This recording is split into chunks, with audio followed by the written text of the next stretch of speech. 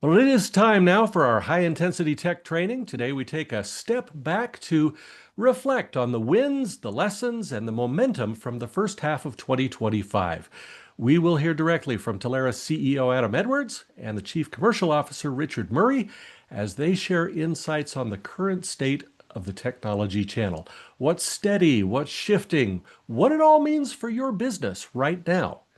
Also, we'll receive a preview today of what's ahead for the upcoming Telarus Partner Summit, August 4th through the 6th, a must-attend event for advisors seeking to grow, connect, and lead in this rapidly evolving market. I could not be happier to welcome back to the Telarus Tuesday call at our HITT training event, Telarus CEO Adam Edwards and Telarus Chief Commercial Officer Richard Murray. Thanks to you both, and here we are already in July. Yeah, thanks, Doug. It was actually a little bit of a shock to the system to hear you say July. I I don't know. think I'm ready for it to be this far into the year already. And yet it just keeps coming at us. Adam, we ready to go? We're ready to do it. I've been bouncing around networks, testing them all out, all three of them, and I think I'm settled. Let's do this. All right. Fantastic. Well, look, Adam and I, as we talked about coming on today, we thought it may actually just be funner to have a bit of just a conversation, and kind of walk through our thoughts and some of the things that we've seen so far through this year, and how we see kind of the state of the industry. So no slides, no presentations, really just a conversation between the two of us. So Adam, Let's do I'm it. gonna, yeah, I'll tee you up because I love to hear how you view things, and I think everybody on here will as well. As you look at the first 6 months of the year, what are some of your thoughts on what you've seen? It's been interesting, and we kind of have this view, not kind of, we have this view where we're able to see so many different advisors and what their business is looking like, how it compares to previous months.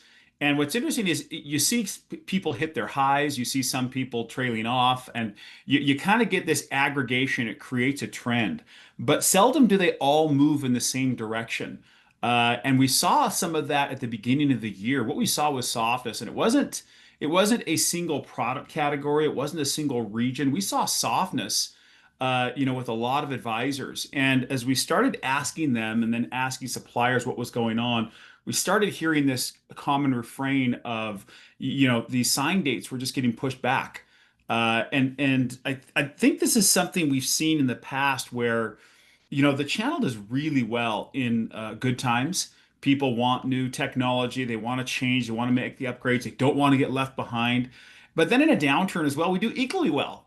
Some people in our neighborhoods, are in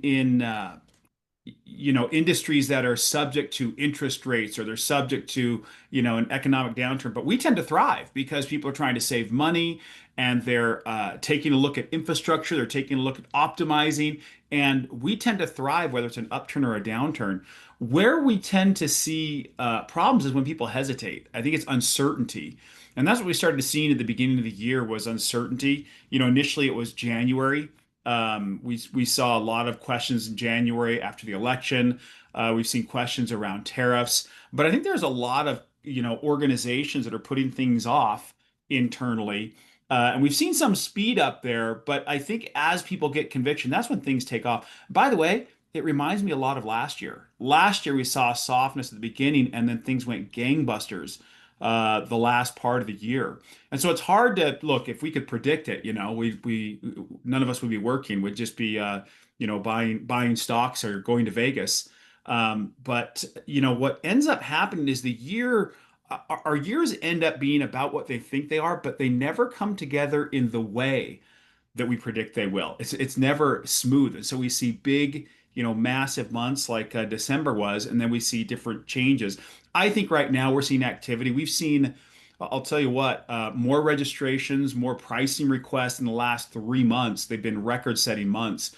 But in terms of closes, that's when you really know that demand curve has hit again. So it's interesting. It's playing out differently than I think we anticipated, but looks like last year, which means, if it is like last year, then second half of the year is like I said before, gangbusters, if that's a word. Well, and I mean, a lot of that is industry focus, obviously, how it impacts the Telarus number as well. I do just want to come back and ask how you view kind of the first part of the year for Telarus more internally, like the reflections of what we've done, where our focus has been. Yeah, we're so key. We just had our all hands yesterday. What we tend to talk on our all hands call about is, how our advisors are doing, and bookings is an indication of that. So we're very tied to that. Although a lot of things we're working on are very long term in nature. The big focus this year, we said no to a lot of things. One of the challenges we have in this organization is we want to do so much, and we're so excited about these different things. Limiting those and focusing, has been something I think we've done really well in the last 2 years. And that was on Hub this year. So we launched that in March 19th. And we have released over 100 new changes or features to that since March 19th. We've never developed this fast. We've never iterated this new platform, moved to less code debt, no code debt, I should say. And the promise was we could move fast. Uh, you know, it's not, you're right. And hold on, Adam, your network is jittery. I picked the wrong one, huh? And let the jokes begin. Of I know someone that can help sell you an internet connection, but you already have three. Oh, So the see problem is I bought them there's all. one. That's the problem is I bought them all. I have many connections. Bernadette, I appreciate you not disappointing what I would have said on a call as well. Uh, so look, Hub, I agree. I've been impressed at how fast the team can take input from advisors and say, hey, what about this? Or I don't like this. And I think our ability to listen and change is is at an all-time high for us, and that'll continue. Yeah, it's been fascinating to me to see the team move as quickly as we are, and that's one of the reasons that we want to move from ABO is because 40% of our time is spent maintaining the data, making sure it matches on both sides, making sure when we build a feature in Hub, it is also backward compatible and we're maintaining. So 40% of our time goes to maintaining. And post July 9th, post next week, we can dedicate all of that time to building new functionality. I think that's been one of the frustrations for years is we had these requests from advisors of, hey, if we could have this feature or that feature, and that list kept growing. Our capacity to get through that list seemed to slow as that list grew because these businesses continue to grow and evolve, and we've got to be ahead of it. And that's it's uncomfortable. I'll tell you that. I think internally you could agree with this that it's uncomfortable to create change like this because you want to just get there. And as we do, I think people will look back and go, "Wow, I wish we had done that sooner." But getting through it tends to be tough. Yeah, and it's never easy. I think for some of the advisors that are so accustomed to ABO, the change impacts them more. There's more sadness around, hey, I use this one little feature and it's no long, it's not in Hub yet. And yet those advisors that maybe have less history with ABO are absolutely in love with the Hub and the ease and the refresh look and all the things. And so we're seeing those two levels of talk tracks coming in. Well, I think there's a correlation. I mean, those who have been with us for, 10 plus years favor ABO because it was built iterating with them of, hey, and what if we could do this and what if we could do that? But I'll tell you, anyone who's been with us 5 years or less tends to feel like, hey, this is much more of what I want to see. These features are where I can find things more easily. because they didn't grow up with ABO. So we are seeing that, and certainly going to work with our advisors through it to make sure they've got the things they need. And some coming late. I mean, we got some that are getting released right before July 9th and right after, but we are moving fast. I've never seen us develop at this pace, and it's only going to get quicker once we can move fully to the hub. Yeah. So, hey, I want to jump for a minute. You know, it's a mystery sometimes. You talk about it in the advisory council, you know, our leadership meetings, we certainly talk about it. But you have been on the road nonstop the first half of the year talking with suppliers, and I want you to give the community here an idea of what those conversations are like, because you know you put together you talk with so many of these different executives from suppliers about best practices, about what we want to see, but you're seeing trends as well of what the suppliers are doing and what advisors should be aware of. Can you talk a bit just about this first year and what you're seeing? Yeah, I mean, to your point, there was a stretch where I was actually on the road 32 of this 49 days in a 7 week period at advisory councils, at meeting. And I think what's been just really, I don't know, awesome to see is where the channel is viewed overall. Everybody agrees they need to have a channel. And so then it's how do we help them have a channel? I mentioned in at President's Club that one of our large suppliers has an OKR to be, I think it was 45% channel this year, 55 next year, and then 80% of their business they want to be running through the channel in 3 years, and that's a huge commitment, and we're seeing that from a lot of the suppliers.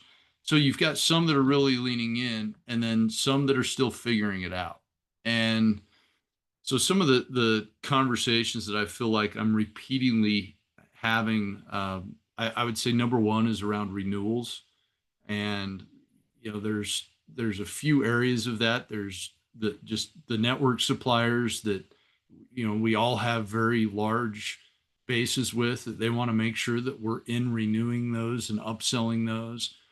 But then if you think back to what was happening, you know, you've got the big COVID UC and CC CX burst, and you've got all of those contracts that are coming up, and so the need to be in having those conversations around renewals is one that all of my suppliers are bringing up. Um, so that's probably number one. I think from there, I see two things happening. I see some suppliers that are really leaning in and doing all of the right things, and then some that I would say are doing not out of malice or you know necessarily they want the channel. It's just they're bringing in people that maybe don't understand the channel, kind of you know call it the uninitiated. I think is a word that I've heard you use around it, where I, you know, we did a bit of an internal study where of our top suppliers, 62% of those are led by people who don't come from our channel. They're either former direct leaders, they come from Cisco or Microsoft, or more of the legacy distribution model. So they understand channel, but not the nuance of our channel. And so where that kind of ends up rearing its ugly head is just program complexity would be the number one area that I've seen. They come in and they introduce all these legacy things. And so I think one of my core focuses of my job has been to try to teach them, ask them, you know, teach them how to avoid some of those mistakes, I would call them, around so that we can keep their channel moving, right? They want channel. My job is to help them keep that going. And the good news is when I'm unsuccessful and maybe we have a supplier that introduces, you know, they're denying registrations on deals, or they come in and they try to limit evergreen, which candidly is another area where I'm seeing is suppliers trying to limit what evergreen means in a contract, right? It mean, you know, they maybe want you to be involved in the customer renewal. Make sure you're registering that. or making sure that you're the one doing all of the work, which, isn't always all. We're great at maintaining the relationship, but we have to show that we're continuing and involving in that. But anyway, when suppliers do that, the beauty of it is we've got other suppliers that are doing great things, and the channel will do what we always do and adjust. And if somebody comes in with some bad terms or they get overly complex, which some have, it takes them a minute and they realize 6 months or a year into a bad decision that, oh, where did all my sales go? Oh, it turns out the channel is really good at moving it to where there's the path of least resistance or better terms are available. We've seen that cycle so many times. And thank goodness for that bit of leverage. I have great faith that an advisor is going to move an opportunity where they're going to be treated best, which is only natural. But that is one of the things we see over and over. These people who are supposed channel experts from outside of our channel tend to impose processes that just don't work, or policies that just don't work. But what I've seen you do, and I think the audience needs to know this, is you've saved a lot of those suppliers from making dumb mistakes in the education. Now, it doesn't always happen. Sometimes they just can't help it. But the number of advisors that have backed off of silly policies that would have hurt advisors and ultimately hurt themselves. It's a 2-year recovery process that we typically see when we insert a dumb policy of stopping evergreen or diminishing commissions on a renewal cycle, those kinds of things.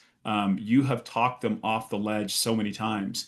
But ultimately, the leverage that we have is when they do make a mistake, that advisors will move business elsewhere. And thank goodness we've got choices. That's where we thrive as a channel, is really when we've got choices. Well, I don't want to take all the credit for saving, but I because it ultimately comes down to them listening, right? And so many of them have good intent. And I think where that marries in well is they understand that Telarus as a whole, but especially me, I care about just the overall health of the channel. And so sometimes, these new leaders will approach it with caution or skepticism that, hey, maybe I'm just in trying to negotiate something over them. And while, yes, I always want the best contractual terms, I also just care about a strong, healthy channel. And once they understand that, that's when we tend to get the best response and the best structure. But again, as much as I want people to hear, there are some suppliers that are leaning, looking at doing things that we don't love, and we are on the wall defending that. The flip side is we've got some suppliers that are leaning in more than they ever have, and so it's our job together to find those and reward those that behave well. Yep, absolutely. The other thing I feel like I should mention real quick, and then we can talk about whatever you want, is I don't think I've ever seen a time in our growth where we've been adding having so many new suppliers come to us. And I think probably the closest kin to it was during the UC boom, when you had 400 UC suppliers, and yes, some were an asterisk switch in their mom's garage, but there were so many UC suppliers, you didn't know who was going to be good. And so, Telarus probably signed 40 of them, and then it came down to where there were 10, and then really, less than that really matter, that drive a lot of the number. And, we're certainly seeing that in security and cloud. But then with AI, the number of AI people that are knocking on the door, we've brought on over, I think we're at now 32 suppliers that we've brought on this year. And you can't accomplish that with still maintaining our very high, I would say we still have the highest standards of contracts.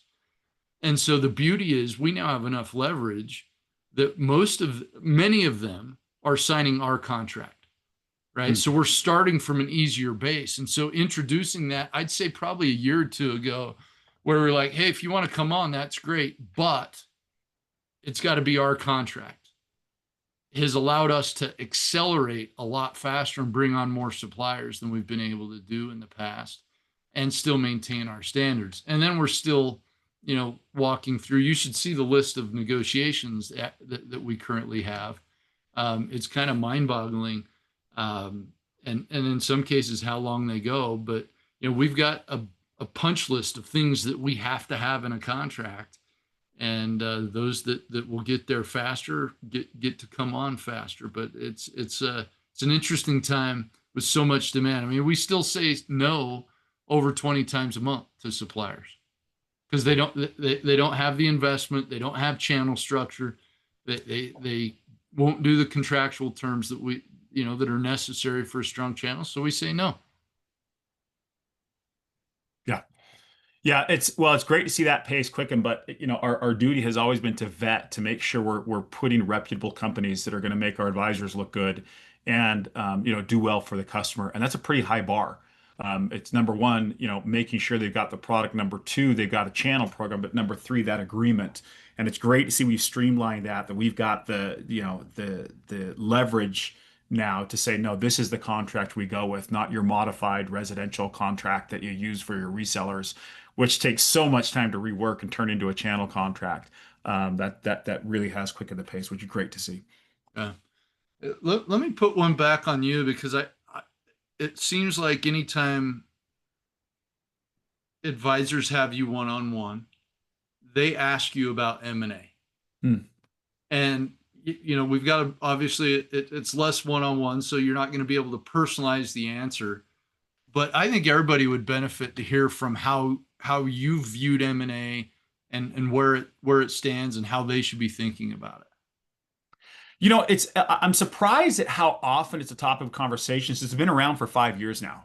I mean, we're looking at 5 years. It's been a lot. There was, TSD roll up started where there was consolidation there, and then the advisory roll up started shortly after that, and it's continued.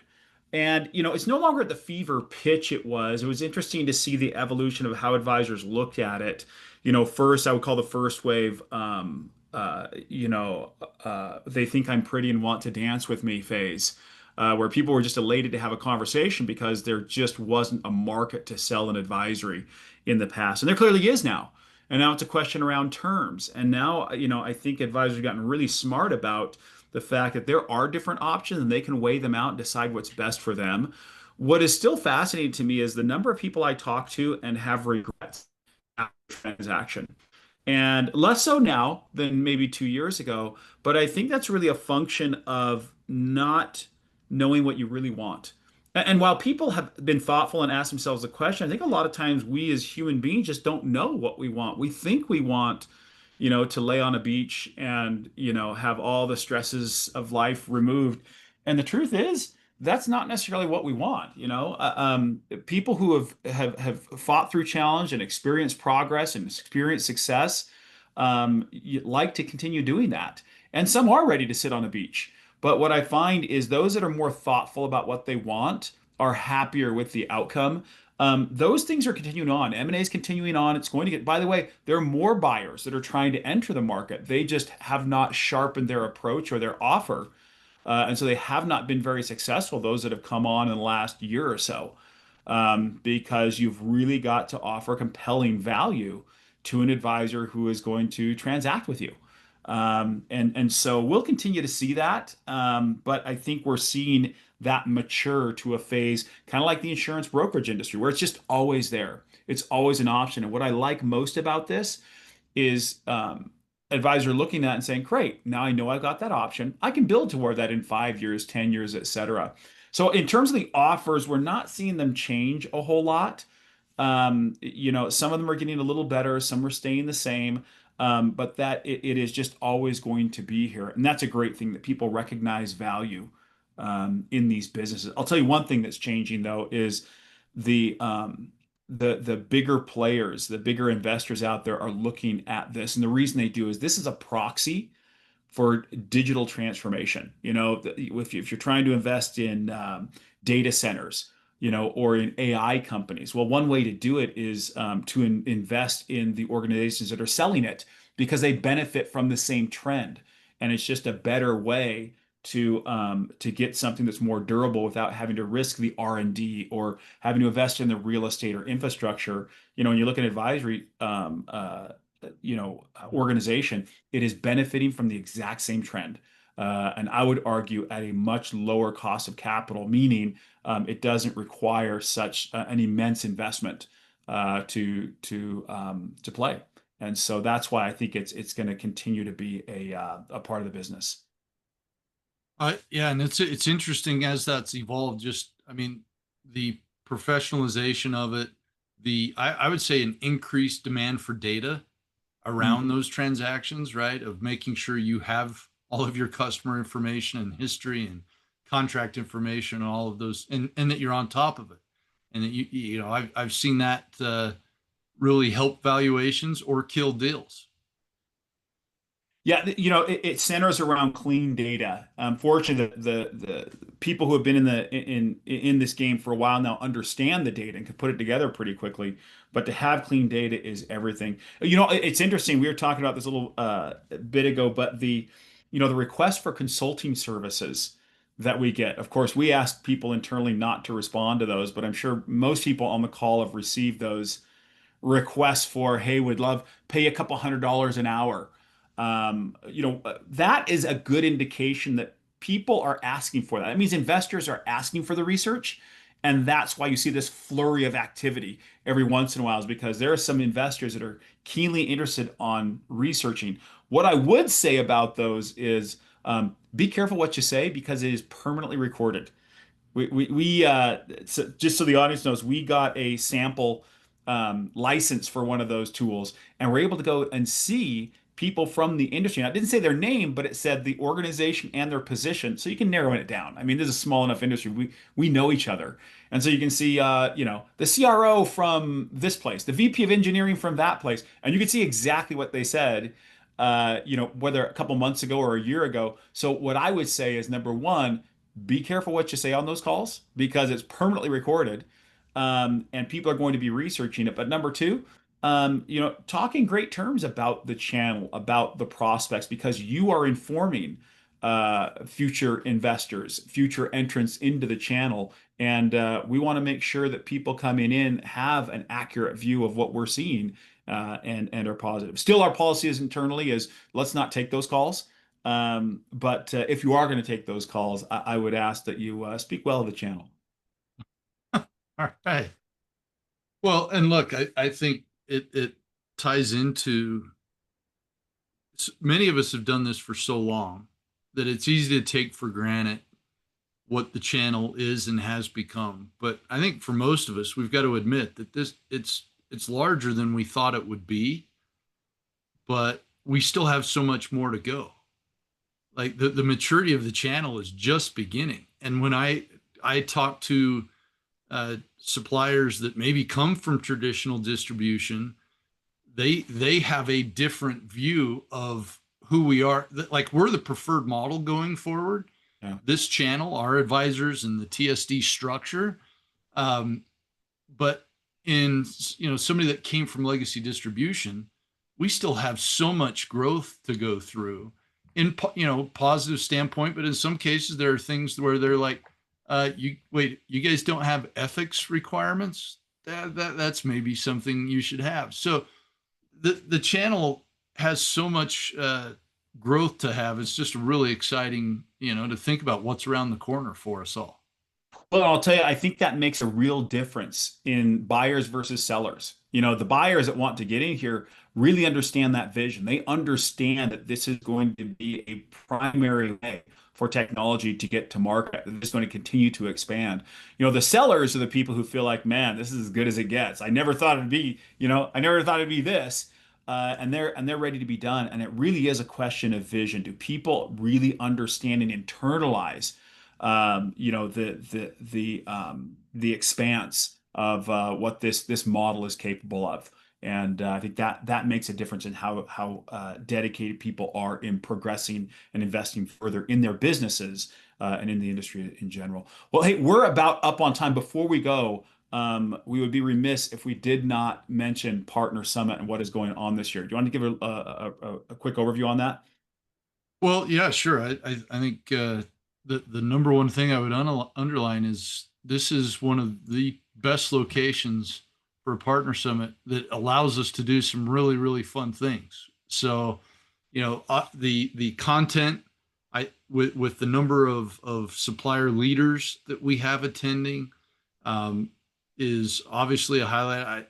Like we're not ready to announce some of them, but there are some incredible names that we have lined up coming to talk to us all. The education sessions, I think, is where we've always focused of trying to be, more than just a party. Like when advisors come to the event, like what can we do to make it worth their while to come? I think is always our focus. And I'm super excited by the education tracks that I see coming together. But I think this venue, where we're in California, we're in Anaheim, it lends to the opportunity for people to come in early with families or stay late and have their families join and do the whole Disneyland thing. Like I am a Disneyland person. You are not. So I'm super, super excited about it and super excited about our opportunity to have an exclusive event at California Adventure. That's really fun. Yeah, no, no, you're right. I'm not a Disney guy. I am a Partner Summit guy. Regardless of the venue, highlight for me is getting together, the energy. In fact, I was reviewing some of my notes from past, but it's the energy that comes together. No matter how much we do on content, the education we do, we put a lot of work into it for the best, most latest information to equip advisors. But the energy really comes from the caliber of people coming together for a common cause. And I think if you don't have the vision for what the channel will become, you'll walk away with that. That's what's important to me, and that's what we'll have in spades. Yep, absolutely. I think the team's working hard. We're ramping up. It'll be here before you know it. And what's funny to me is we've got incredible registration numbers, and yet as I have talked to several advisors, they're like, "Oh yeah, I have to register. I always wait until it's too not too late, but I always wait too long. Get it done. Get it done, guys. Don't forget before your wife schedules something else or your spouse schedules something else. Get registered. Put it on the calendar." All right, Doug, Doug, back to you. I think give we us went the over hook. time. Wonderful presentation, both of you. As I listened to what you explained and talked about, it should be obvious to everyone what I've known for years working with the two of you is that you care as much about building Telarus and our advisors as you do about building the channel as a whole. And that always comes out of your presentations. I appreciate it. And I know our advisors do as well. So thank you both for being here. Can't wait to have you both back on soon.